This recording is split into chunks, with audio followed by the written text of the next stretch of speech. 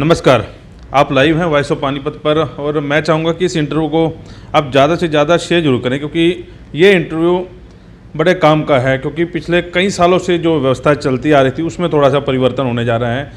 Thalassemia के ऊपर हमने बार बार आपको रिपोर्ट दिखाई कि पानीपत में कितने थैलीसीमिया के बच्चे हैं, लेकिन कहाँ जाते हैं वो, बच्चों की कितनी दिक्कतें, उनके माँ बाप को कितनी दिक्कतों का सामना करना पड़ता है। तो एक पहल पानीपत के जो विधायक हैं, शहरी विधायक प्रमोद विज ने की है। बड़ाई नहीं कर रहे, सिर्फ क्योंकि ये मामला उनके संज्ञान में आया और उसके बाद कैसे इस पर इतिश्री हो रही है, कहाँ कहाँ इस मामले को लेकर जा रहे हैं। तो विज साहब मेरे साथ हैं। विज साहब, अच्छा, ये अच्छा प्रयास जो है बच्चों के लिए किया गया, क्योंकि इस ओर तो किसी का ध्यान गया ही नहीं। थैलीसीमिया के बच्चे जो हैं, अभी आंकड़ों की बात की जाए वो भी आपसे लेते हैं, क्या आंकड़े हैं, क्या इनको दिक्कतें आ रही थी, अभी आपने पूरा जो है एनालिसिस किया है, क्या है ये थैलीसीमिया में, क्या जरूरत थी? कुलवंत जी, ऐसा है कि कोविड के दौरान पानीपत का सिविल हॉस्पिटल कोविड हॉस्पिटल हो गया था, तो यहाँ जो थैलीसीमिया के बच्चों का वार्ड था वो भी थोड़े दिन के लिए बंद करना पड़ा था। उस दौरान में मेरी मुलाकात हुई एक थैलीसीमिया के जो बच्चे हैं इनकी एक एसोसिएशन बनी है, पेरेंट्स एसोसिएशन, जिसको विक्रांत जी उसके प्रधान है, साथ में जतिन है, शिवानी है। तो मेरी उनसे उन दिनों में बहुत चर्चा हुई। उन्होंने विभिन्न समस्याएं मुझे बताई, मेडिसिन ना मिलने की समस्या बताई, फिल्टर्स ना मिलने की समस्या बताई, और ब्लड चेंज करने के लिए उन दिनों उनको रोहतक भी जाना पड़ता था, कुछ बच्चे दिल्ली भी जाते थे। मुझे बड़ा अजीब लगा कि बेसिक बच्चों को एम्यूनिटी चाहिए, यहाँ सुविधा चाहिए तो चाहिए। मैंने जब उसकी जानकारी निकाली तो मुझे पता चला कि यहाँ पर मेडिसिन जितनी चाहिए उसके रेशो में कुछ भी नहीं आती। फिल्टर जितने चाहिए, जिस तादाद में चाहिए हर महीने, वैसे आते ही नहीं है। तो मैंने फिर सिविल हॉस्पिटल सीएमओ साहब से और डॉक्टर अमित से इसकी पूरी चर्चा की। तो मेरी जानकारी में आया कि जब पोर्टल खुलता है और उस पर मेडिसिन रिक्वायरमेंट डालनी होती है, वो समय से नहीं डाली जाती, और अगर डॉक्टर्स पोर्टल पर डालेंगे नहीं तो मिनिस्ट्री से, वेयर हाउस से वो डिलीवरी आ ही नहीं सकती। मैं माननीय मंत्री जी से, अनिल विज जी से मिला और पूरा डाटा लेके गया पानीपत का। वो भी बड़े हैरान हुए और उन्होंने मुझे खुद कहा कि प्रमोद, दवाइयों की कोई कमी नहीं है किसी तरह की, आप इनको जाके मिलिए और पोर्टल पर डलवाइए। पानीपत वापस आके मैंने पेरेंट एसोसिएशन जिनकी, और उनसे डाटा पूरा लेके, पानीपत में 80 बच्चे हैं लगभग जो इससे पीड़ित हैं, और जितनी उनकी रिक्वायरमेंट थी वो हमने पोर्टल पे, जैसे ही पोर्टल लास्ट वीक खुला हमने रिक्वायरमेंट डाल दिया है। लेकिन आप कुलवंत जी जानते हैं, थोड़ी सी व्यवस्था करने में समय लगता है। सरकार के टेंडर्स होते हैं, फिर डिलीवरी आती है, फिर वेयर हाउस से डिलीवरी आएगी, तो इस काम में कई बार 2-3 महीने लगने का अंदेशा है। तो इसी को ध्यान में रखते हुए मैंने तुरंत अपने साथी एक्सपोर्टर एसोसिएशन पानीपत, उनसे बातचीत की, उनको समस्या का बताया।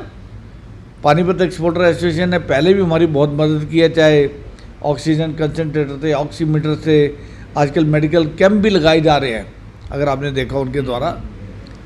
तो उन्होंने तुरंत इसकी हाँ भर दी। हमने जब पता किया तो लगभग 300 फिल्टर की हमें इमीडिएटली ज़रूरत थी और 2,85,000 का बिल था। मैंने जब एक्सपोर्टर एसोसिएशन के हमारे ललित जी हैं और सुरेश तायल जी हैं, हमारे पालीवाल साहब है, उसके अंदर अशोक गुप्ता जी हैं, सिंदर लीखा जी हैं और विभू पालीवाल जी हैं, तो हमने उनसे चर्चा की इसकी, और उन्होंने तुरंत एक 2,85,000 रुपये चेक जिस कंपनी से आना था उनको भेज दिया, और उसकी 300 फिल्टर की डिलीवरी हमारे को आ गई है। अब व्यवस्था ऐसी है कि हमारे पास इन 80 बच्चों का पूरा डाटा है हमारे ऑफिस के अंदर, उनकी आईडी नंबर हमारे पास है और उनकी हमने कापियाँ लगा दी हैं। इसमें पूरा सहयोग जो पेरेंट एसोसिएशन है वो हमारे साथ कर रही है, और मेरे साथ इस काम को जो मेरे कार्यालय में देखेंगे, डॉक्टर राजवीर आर्या जी की जिम्मेवारी लगी है, साथ में मनीष आर्या की, और साथ में सुनील सोनी जी की। जो भी पेरेंट्स, जब बच्चा आएगा उसको हम फिल्टर देंगे, उसका सिस्टम है, किसी को मना नहीं करेंगे और उस परिवार को कोई पैसा नहीं देना।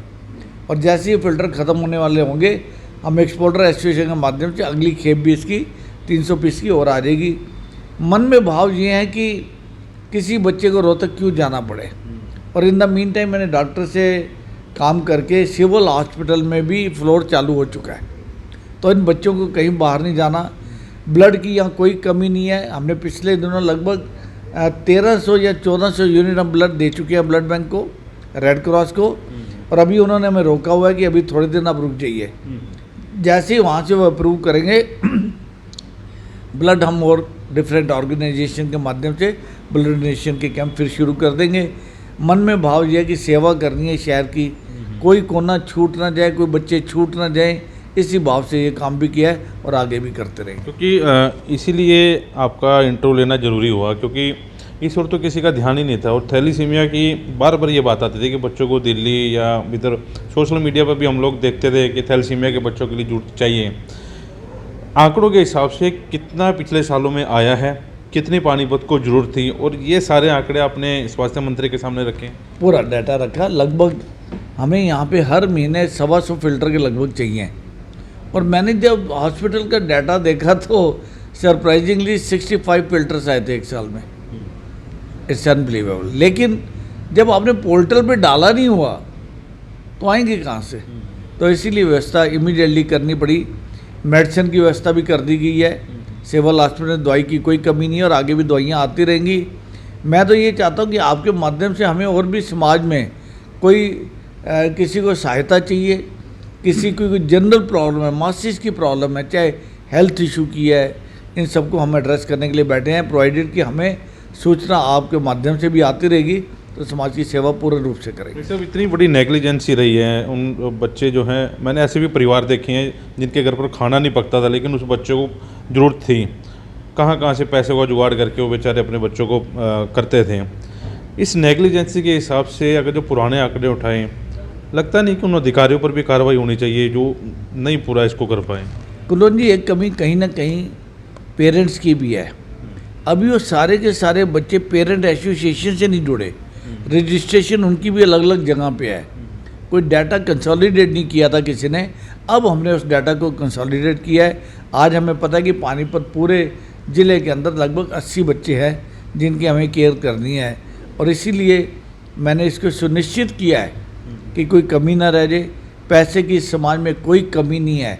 पानीपत के लोगों से, धार्मिक संस्थाओं से, सामाजिक संस्थाओं से, इंडिविजुअल से, एसोसिएशन से जब जब हमने आवाज़ दिया है, पैसे की कोई कमी नहीं रही है। सब ने सहयोग किया है।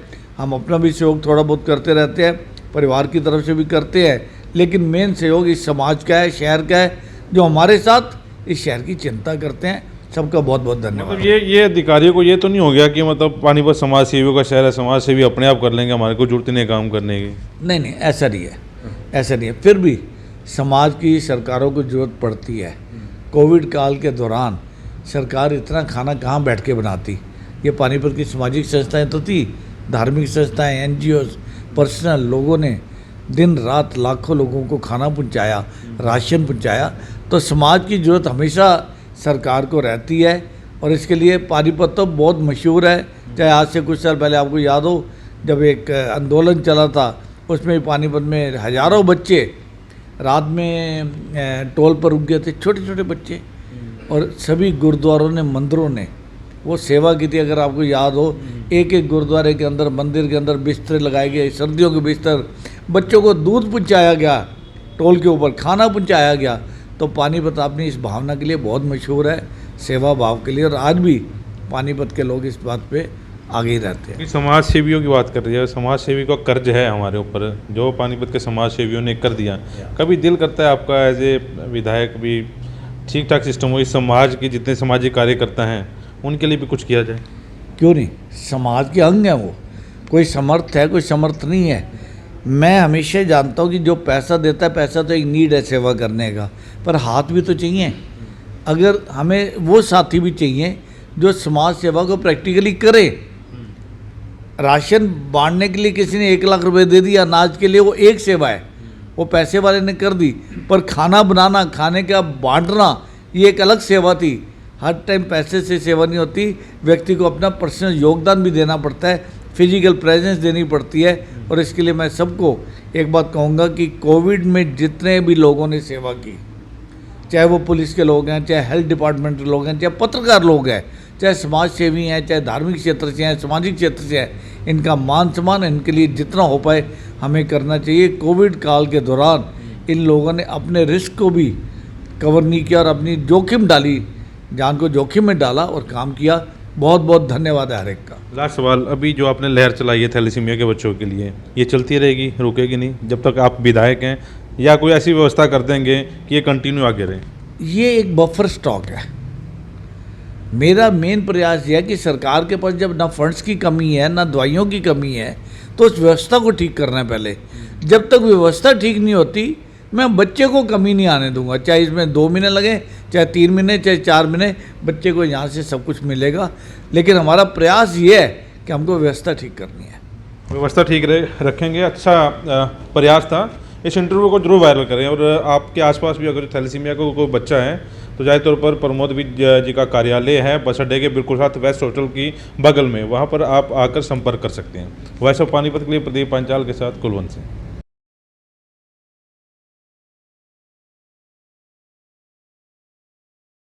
कैरियर एसी 100 वर्षों से विश्वसनीय। एसी ब्रांड 50 डिग्री तापमान में भी कूलिंग करे। कैरियर एसी 0% फाइनेंस आसान किश्तों में उपलब्ध। Carrier AC 100% copper coil. Carrier AC चलता जाए सालों साल। कूलर ही कूलर, एएसएम कूलर हर घर की पसंद।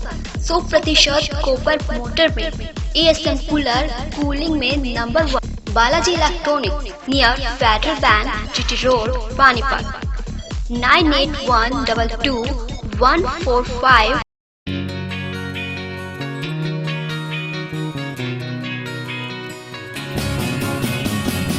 नया सा है आसमां का रंग, नया सा है जीने का ढंग, नई सी है हर एक दिशा, कदमों पे है अब जहां।